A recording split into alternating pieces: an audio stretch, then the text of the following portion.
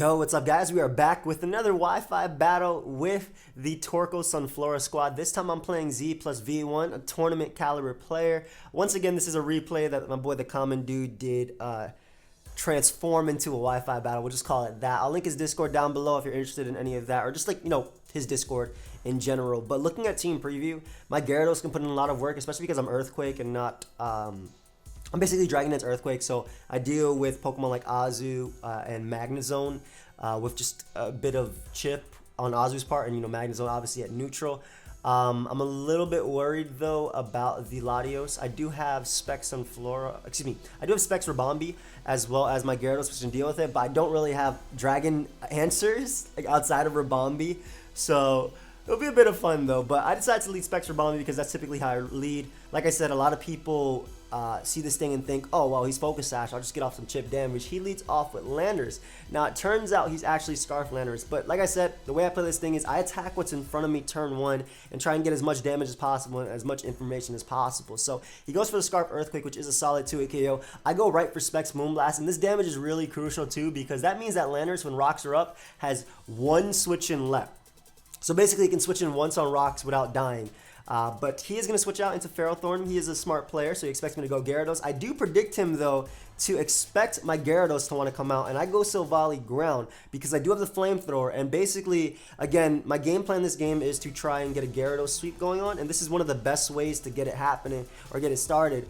Get in my Silvally on him, expecting my Gyarados. That was a really smart double, though. I expect nothing less from him. And I'm able to get off a Flamethrower. It does a nice, beautiful chunk to him, as what I can do now is defog on the Latios switch-in. Now, I talked about how I do not have a switch-in to this Latios. However, Silvally is just bulky enough to take any one hit. So I'm going to play this the exact same way I played it versus Dennis and stay in on the giant threat, just a parting shot, take the chip damage, and he's going to go for Psychic, which is smart. He wouldn't go for a Draco Meteor if he had it. He would not drop a Draco if he had it because I do have Rabombi still alive, which can come in, outspeed him, and threaten him with the Specs Moonblast. So I parting shot right out to Torkoal. Do the exact same thing I basically did versus Dennis. I'm going to set up my rocks, set up my Sun, get my Victini going, and hopefully just start punching holes through his team, especially because his water resist is this, or excuse me, his fire resist is this, and well, it's also water resist, but it's his fire resist as well as a Azumarill, so they're more than likely forced to want to come in on my Pokemon. So I actually get up my rocks, and what I decide to do here is go out into my Victini because I can take the incoming Psychic. I think what he expected me to do was getting Gyarados right now, which is a smart double for sure. He expected me to get Gyarados in, and what this would allow Ferrothorn to do is potentially get a Leech Seed. I respect that play a lot, especially because I'm -1, so it rocks up. My Gyarados can put in a lot of work, but I get him Victini on that, and I can fire off a Blue Flare. I did not want to go for V-Create because if I knocked out Ferrothorn, he'd be able to revenge kill me with a Banded Weavile or anything like that. So I go for Blue Flare. Does a lot on Azumarill considering I have no special attack investment at all. And what I'm going to do is go right out into my Sunflora right here, expecting the water move as he goes for Aqua Jet. And my Sunflora is ready. I'm about to fire off a Sun charged up Solar Beam with the solar power, but then he outspeeds me, goes for Play Rough, and Sunflora goes straight down. However, it was not in vain because I'm able to bring out my Victini, and again, I'm max attack invested in this thing. So this V-Create in the Sun is going to nuke this Azumarill, especially based on the Blue Flare damage. So able to take the Aqua Jet. I'm going to be able to knock him out as well with the V-Create, and that Aqua Jet was actually really smart too because what he did was he kind of put me in range of Pursuit. Obviously, if I switch out, I would die to Pursuit anyway. So I thought this was a little bit of a 50-50 because I did get the defense drop as well. He ends up getting it right though, goes right for knockoff, and Victini goes down. Had I switched, I would have had my Scarf Victini at the end of the day, but I can go right out to Rabombi and Gyarados, and then double out into Rabombi. So the idea was get off the Intimidate and lure in what I'm hoping to be the Ferrothorn because I do have, again, a Specs Rabombi in the back, and what I can potentially do is hit it with the HP Fire. I will be able to knock out Ferrothorn. He actually ends up going Magnezone, which is pretty much the exact same thing. I do have Earthquake on it, and I understand why he went Zone, especially because Sun was up, so Zone would take any hit, even at +1 unless it was Earthquake. But I go right for the Hidden Power Fire as I'm able to do a nice hefty chunk to that Magnezone as he is going to Volt Switch out into his Latios right now. Now, this is really bad because this thing can just drop a Draco on something and pretty much KO it. So what I decided to do is go out to Gyarados to force him to drop a Draco on me, and what I'm actually going to do is sack my Silvally. I didn't think he'd go for Psychic here just because I could very easily be Mega Gyarados, and which I am, obviously.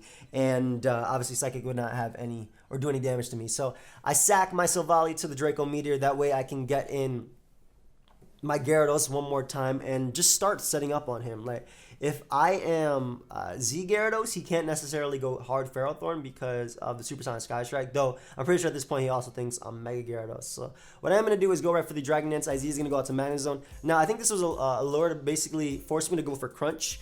And what he did in the next turn was actually go hard Lando, because I think he expected me to either go for Waterfall or Crunch to knock out Magnezone at +1. And what that would mean is that my Gyarados would be at neutral HP, or neutral attack, which means that his Ferrothorn could actually live one hit from it. But I decided to go for Earthquake because I thought it was a no drawback play. It knocked out Magnezone while not knocking out anything else, basically. And what it allows me to do right here is set up a second Dragon Dance. So I'm still at +1 attack now because of Intimidate, but I'm also faster than his entire team, and outside of that, Landorus dies to Stealth Rock upon switching, so he can't get off another Intimidate on me. So I get my +2 speed right here. I'm going to be able to go right for the Earthquake and knock out the Magnezone, as he is going to bring out his Ferrothorn, and because of the damage that I got earlier on it with my Silvally, I'm actually going to be able to Mega Evolve right here and go for the +1 Crunch, and that is going to be able to knock out the Ferrothorn. So basically, the end of this battle is just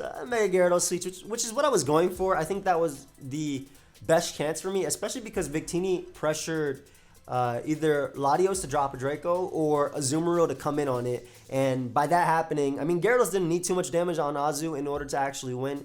Needed about 30-40%, which I already got with the Blue Flare the first time.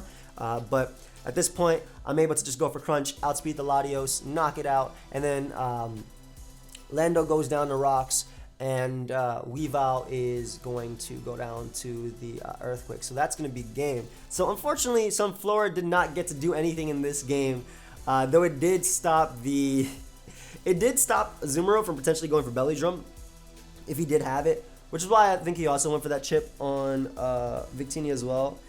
If he was like, I'm not sure, maybe if he was like a fat Super Citrus Berry. Because at the 25% you could take it, so maybe he thought he could take the next hit, get off Aqua Drake, get off a little bit of chip on me and whatnot. But nah, I had V-Career and that finished him off. But yeah, that was still a fun game, and Gyarados pretty much put in the work that I expected it to. I love Spectra Bombi, man, as a lead. This thing just gets the chip damage that you actually need on your opponent. But I do have a few more Sunflora replays, and even though this didn't really count as Sunflora replay, this was definitely like a Gyarados showcase and whatnot. I'll definitely get those up. So of course, if you did enjoy, feel free to leave a like and subscribe, and I'll see you guys next time. Goodbye, my friends.